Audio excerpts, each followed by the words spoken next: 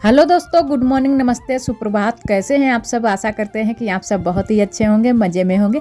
तो सुबह के कामों से हमारे ब्लॉग की शुरुआत हो गई है और आप सभी का बहुत बहुत स्वागत है हमारे न्यू ब्लॉग में। सुबह के काम हमारे सारे शुरू हो गए हैं, तो पहले सारी जगह पर लगा लेते हैं झाड़ू। तो ये इधर हम झाड़ू लगा रहे हैं, ये हमारे जो पीछे घर है वहाँ के लिए, यहाँ से रास्ता गई है, तो ये हमारी ही जगह है, तो इसी वजह से हम ही को यहाँ पर सफाई करनी पड़ती है। तो पहले सारी जगह पर बाहर झाड़ू लगा लेते हैं, उसके बाद में अंदर लगाएंगे झाड़ू। तो पहले हमने वहाँ झाड़ू लगा ली और इसके बाद में रसोई के आगे जो जगह है वहाँ पर झाड़ू लगा रहे हैं, और उसके बाद में हम घर पर लगाएंगे झाड़ू और फिर हम रसोई में लगाएंगे, क्योंकि अभी रसोई में भी हमको पुताई करनी है चूल्हे की। और शाम को जो खाना बनता है हमारा, तो ऐसे ही हम छोड़ देते हैं, तो राख भी हो जाती है, राख आके पड़ी रहती है ऐसे ही। और यहाँ पर बिल्ली भी बैठ जाती है, तो किसी दिन हम भूल जाते हैं ईंट रखना, तो यहाँ पर ये बिल्ली बैठ जाती है। तो देखो बिल्ली ने क्या हाल करके रखा है। सारी राख को बाहर निकाल दिया है चूल्हे के, और चूल्हे के अंदर आराम से बैठती है बिल्ली, क्योंकि उसको ठंड लगती है तो चूल्हे में ही आकर बैठ जाती है। और चूल्हा थोड़ा सा गर्म होता है, आग भरी होती है, तो इसी वजह से राख को बाहर निकाल देती है और आराम से चूल्हे में बैठ जाती है। तो सारी जगह पर राख फैला दी है बिल्ली ने, तो इसको समेट लेते हैं और हम एक बोरी में भर कर रख लेते हैं। और सारी राख ये खेत को चली जाएगी, क्योंकि जो हमारे खेतों में फसल होती है तो उनके लिए ये काम आ जाती है। खेत में फसल के ऊपर छिड़काव के काम आ जाती है। तो इस समय आलू की फसल तैयार हो गई है, तो आलू की जो बेल होती है उसके ऊपर से इसका छिड़काव लगाया जाता है। उससे है ना कि ये जानवर जो आ जाते हैं तो वो खाते नहीं हैं फसल को, तो उसके लिए बहुत ही अच्छा रहता है। तो इसी वजह से बहुत ही हिसाब से इसको राख को भर कर रख देते हैं। और इसी से हम लोग बर्तन भी साफ़ करते हैं, तो बर्तन भी बहुत अच्छे से साफ़ हो जाते हैं, क्योंकि ये जो काले वाले चूल्हे के होते हैं बर्तन, ये राख से ही ज़्यादा जल्दी से साफ़ हो जाते हैं और बालू से साफ़ करते हैं। तो दो चीज़ों से हम लोग इनको बर्तन को साफ़ करते हैं, तो अच्छे से बर्तन भी साफ़ हो जाते हैं। और इधर कर लेते हैं चूल्हे की पुताई। तो चूल्हे की पुताई हो जाए उसके बाद में फिर खाना बनाते हैं। तो यहाँ का काम हमारा हो गया था, तो इधर आ गए हैं नहा धो करके रसोई में फिर से। और ठंडी तो हो ही जाती है, सुबह के टाइम बहुत ज़्यादा ठंडी होने लगती है, तो साल आल ओढ़े हो तो उतारते हुए मन ही नहीं होता है, लेकिन हमको फिर काम नहीं करते बनता है, साल को ओढ़ लो, तो इसी वजह से उतार कर रख देते हैं। तुरंत से आते हैं रसोई में, चूल्हा जला लेते हैं। तो इधर हमने चूल्हा जला लिया है और आरोही भी उठ गई हैं, आरोही भी आ गई हैं, बैठी हैं। तो आरोही को भी बैठा लिया है यहीं पर, क्योंकि ठंडी बहुत ज़्यादा हो जाती है सुबह के टाइम, तो बच्चों को तो बहुत जल्दी से ठंडी भी लग जाती है। और तो आरोही को यहीं पर बैठा लेते हैं पास में ही, और तापती रहती हैं बैठे बैठे। और आज हम बनाएंगे सेमी की सब्जी। तो हमारे यहाँ इसको सेमी ही बोला जाता है, और बहुत जगह सेम भी बोला जाता है। जैसी जहाँ की भाषाएं होती हैं उसी तरीके से सारे लोग बोलते हैं।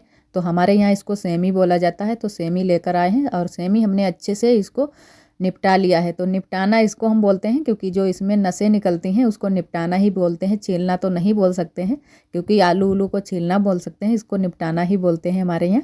तो हमने अच्छे से इसकी नसें जो निकलती हैं वो निकाल ली हैं, तो बहुत ज़्यादा नसें निकली हुई थी। ये जो हरी वाली सेमी होती है इसमें ज़्यादा नसें निकलती हैं, तो कई प्रकार की सेमी पाई जाती है, एक लाल वाली सेमी भी पाई जाती है, और ये हरी वाली सेमी है। तो हमारे जो बगिया में लगी हुई हैं वो लाल वाली सेमी है, और ये बाज़ार से आई थी, तो ये वाली हरी वाली सेमी है।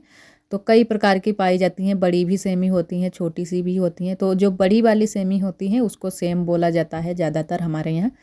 और इधर हमने सेमी को अच्छे से धुल लिया है, और आलू भी डाले हुए हैं, क्योंकि आलू के साथ में ही बनाएंगे। आलू के साथ में बहुत ही अच्छे से बनती हैं और इनका टेस्ट भी अच्छा आता है। और इधर हमने चूल्हा जलाकर रख दी है कढ़ाई चूल्हे पर, तो इसको थोड़ी देर के लिए पहले उबलने के लिए हमने रख दी थी, और उसके बाद में हल्दी मिर्चा पीस लिया था और इसमें डाल दिया है हल्दी मिर्चा। तो हम सेमी की सब्ज़ी, सोया की सब्ज़ी, कुछ ऐसी सब्जियां होती हैं हरी वाली, तो उनको पहले हम उबाल लेते हैं और थोड़ा सा ही पानी डालते हैं, उतने में ही उबल जाएं, और बस उसके बाद में हल्दी मिर्चा डाल देते हैं, नमक, सारे मसाले डाल देते हैं, और ज़्यादा मसाले भी नहीं डालते हैं, थोड़े से ही मसाले डालते हैं। सेमी की सब्ज़ी में बहुत ही हमने कम ही मसाले डाले हुए थे, सिर्फ हल्दी मिर्चा और नमक, और बाद में लहसुन से छौंका लगा देंगे। बस इतने ही मसाले में बहुत ही अच्छे से हमारी सब्ज़ी बनकर तैयार हो जाएगी। और जो हम चूल्हे पर ये खाना बनाते हैं, सब्ज़ी बनाएं या रोटी बनाएं, चावल बनाएं, कोई भी चीज़ बनाएं, चूल्हे पर का टेस्ट ही कुछ और हिसाब का हो जाता है।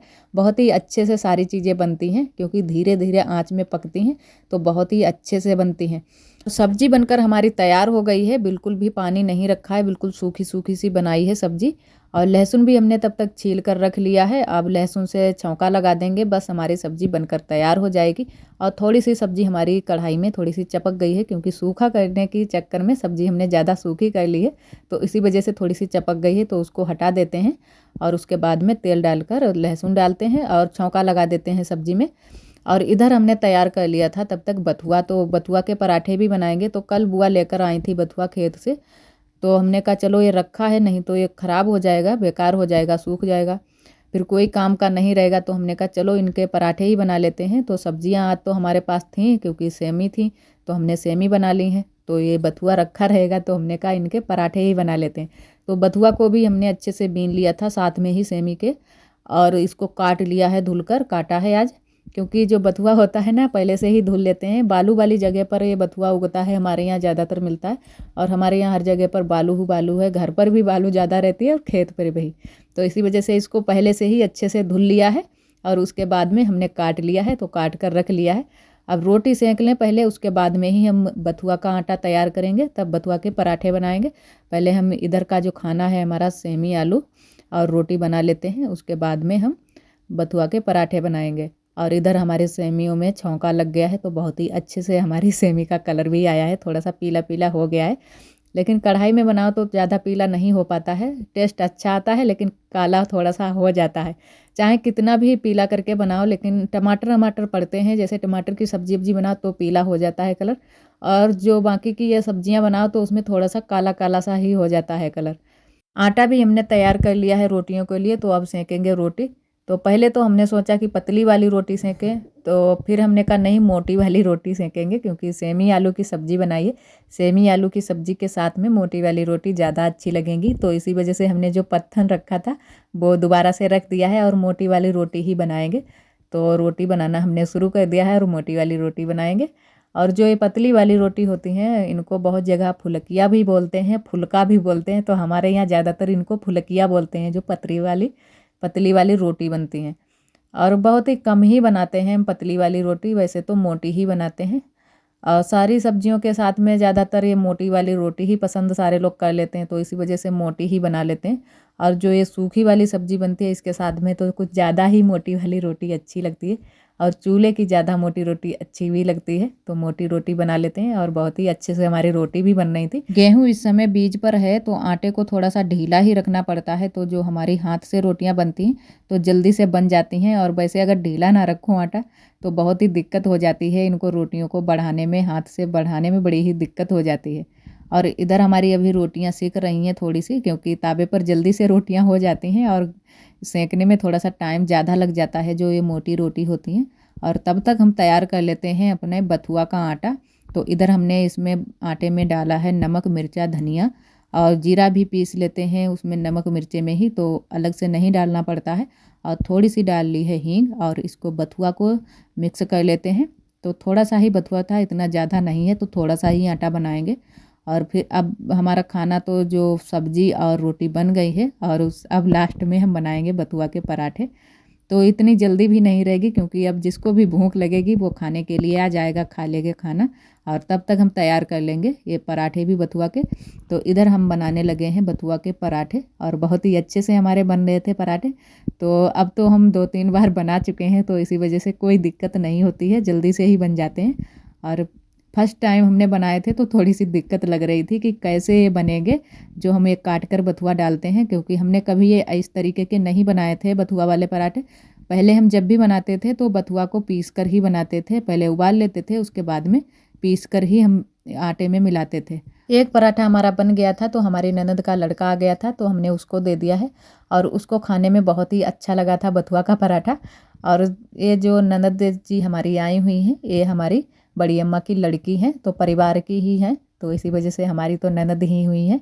सभी दोस्त हमारे बहुत ही प्यारे प्यारे कमेंट करते हैं, सारे दोस्तों के हम कमेंट पढ़ते हैं, बहुत ही अच्छा लगता है। और एक सिस्टर ने कमेंट किया था कि आप कढ़ाई कैसे साफ़ करती हो, बहुत ही साफ़ रहती है। तो सिस्टर हम कढ़ाई को ऐसे साफ़ करते हैं, जो ये राख होती है, कंडा लकड़ी वाली जो राख होती है, चूल्हा जलाते हैं तो इसी से ज़्यादातर हम कढ़ाई को साफ़ करते हैं। और जब नहीं साफ़ होती है तो थोड़ी सी बालू लगा लेते हैं, तो उसी से साफ़ करते हैं। वैसे ये चूल्हे पर की जो कढ़ाई होती है, इसमें मेहनत तो बहुत ही लग जाती है, लेकिन साफ़ बहुत जल्दी से भी फिर हो जाती है, क्योंकि अगर बालू से साफ़ करो तो बहुत जल्दी से और बहुत ही अच्छे से हमारी कढ़ाई साफ़ हो जाती है, एकदम चमक जाती है चांदी जैसी। एक भाई ने भी कमेंट किया है कढ़ाई पर ही। तो बहुत पहले हमने कढ़ाई में खाना खाते हुए ब्लॉग बनाया था, तो उस समय हमको पता नहीं था कि कढ़ाई में नहीं खाना खाया जाता है। तो बहुत सारे सिस्टरों ने हमको बताया, तो वो बात हमने मान ली। तो अब हमको पता चला कि कढ़ाई में खाना नहीं खाया जाता है। तो उन्होंने कमेंट में क्या कहा है कि कढ़ाई में खाना खाती है, और दूसरा कमेंट किया है कि गवार है क्या। तो हम लोग गांव में ज़रूर रहते हैं, लेकिन इतने गवार नहीं है, तो हमको ये बात पता नहीं थी। तो इसी वजह से हमने कढ़ाई में खाना खा लिया था। और इधर आ गई थी आरोही। आरोही तैयार होकर आई हैं, क्योंकि आरोही जा रही हैं स्कूल। तो ये जो इन्होंने स्वेटर पहना हुआ है, बिल्कुल बोरा लग रहा है, क्योंकि थोड़ा सा बड़ा स्वेटर है।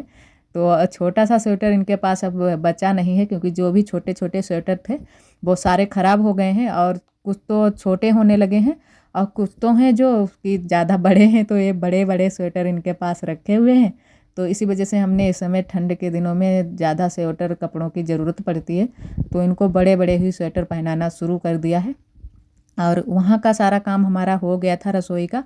तो उसके बाद में हम आ गए हैं बर्तन धुलने के लिए। तो आपको दिखाते हैं कि किस तरीके से हम कढ़ाई को साफ़ करते हैं। तो इतनी मेहनत लगती है इसको कढ़ाई को साफ़ करने में, और बहुत ही अच्छे से हम लोग इसको कढ़ाई को साफ़ करते हैं। और कोई अच्छी सी एक पॉलीथीन ले लेते हैं, उसी से इसको साफ़ करते हैं, तो हमारी जल्दी से कढ़ाई साफ़ हो जाती है। और थोड़ी सी बालू लगा लेते हैं और थोड़ी सी राख लगा लेते हैं, तो जल्दी से साफ़ हो जाती है। बहुत ही अच्छे से हमारी कढ़ाई चमक गई है, बिल्कुल स्टील जैसी लग रही है कि स्टील की कढ़ाई हो। और वैसे ये तो कढ़ाई लोहे की है। लोहे की कढ़ाई इतनी हम चमका कर रखते हैं। तो कई लोगों ने यहाँ घर परिवार में भी पूछा है, तो यहाँ भी कई लोग पूछ चुके हैं कि आप कढ़ाई को कैसे साफ़ करती हो, इतनी अच्छे से साफ़ सुथरी रहती है। तो इसी तरीके से हम बता देते हैं कि इसी तरीके से हम साफ़ करते हैं कढ़ाई को, और थोड़ा सा लगा देते हैं बाद में साबुन।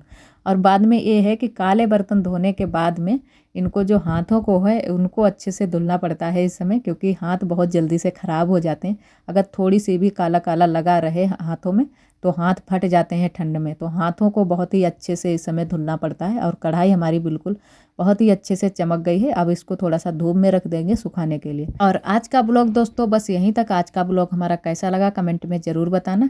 कल फिर मिलेंगे एक नए ब्लॉग के साथ में। तब तक के लिए आप सभी दोस्तों को नमस्ते।